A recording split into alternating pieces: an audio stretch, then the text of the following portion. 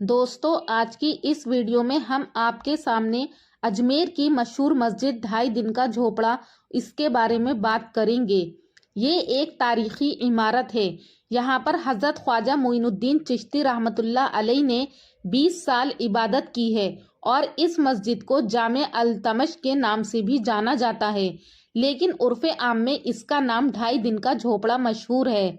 तो आइए वीडियो को शुरू करते हैं, लिहाजा आखिर तक हमारे साथ बने रहें। तारीखी इमारत में मशहूर अजमेर की ये मस्जिद, जहां हजरत ख्वाजा मोइनुद्दीन चिश्ती रहमतुल्लाह अलैह ने 20 साल इबादत की थी। दुनिया भर से अकीदतमंद इस मस्जिद के दीदार के लिए पहुंचते हैं। अजीम तरीन इस जामा मस्जिद की दरो दीवार पर कुरान की आयत नक्श हैं, जो खुद अपनी दास्तान बयान करती हैं।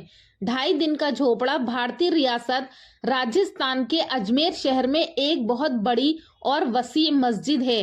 ये हिंदुस्तान की कदीम मसाजिद में से एक है और अजमेर में बाकी रह जाने वाली कदीम तरीन यादगार है।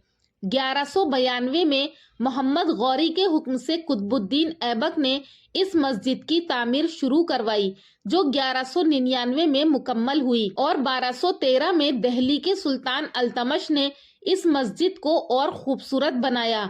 इस मस्जिद को 1947 तक मस्जिद की हैसियत से इस्तेमाल किया जाता था। हिंदुस्तान की आज़ादी के बाद इस मस्जिद को ASI हिंदुस्तान के आसारे कदीमा के सर्वे जयपुर दायरा में दे दिया गया था और आज आसारे कदीमा के तौर पर तमाम मज़ाहिब के लोग इसका दौरा करने आते हैं। ढाई दिन का झोपड़ा का लफ्जी माना है कि 2 दिन और आधे दिन का झोपड़ा। इसका ये नाम इसलिए रखा गया, कहा जाता है कि इस मस्जिद का एक हिस्सा ढाई दिन में तामीर किया गया था। कुछ सूफियों का दावा है कि ये नाम जमीन पर इंसान की आर्जी जिंदगी की निशानदही करता है। ये नाम शायद यहाँ पर ढाई दिन तक लगने वाले मेले से आया है, जो इस जगह पर लगाया जाता था। हिंदुस्तानी तालीम के माहिरीन के मुताबिक किसी भी तारीखी किताब में ढाई दिन का झोपड़ा नाम जिक्र नहीं किया गया है। 18वीं सदी से पहले इस मस्जिद को सिर्फ मस्जिद के नाम से जाना जाता था, चूँकि ये सदियों से अजमेर की कदीम तरीन मस्जिद थी। ये एक झोपड़े के नाम से उस वक्त से जानी जाने लगी जब लोगों ने यहाँ पर अपने रहनुमा के उर्स मनाने के लिए यहाँ पर जमा होना शुरू कर दिया।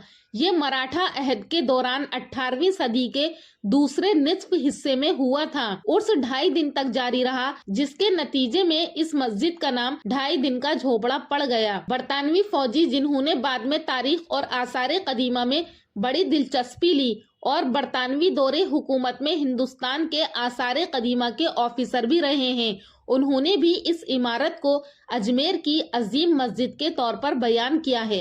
बास किताबों से पता चलता है कि यहाँ पर एक संस्कृत का बहुत बड़ा स्कूल था, जहाँ पर हर चीज की पढ़ाई संस्कृत में कराई जाती थी।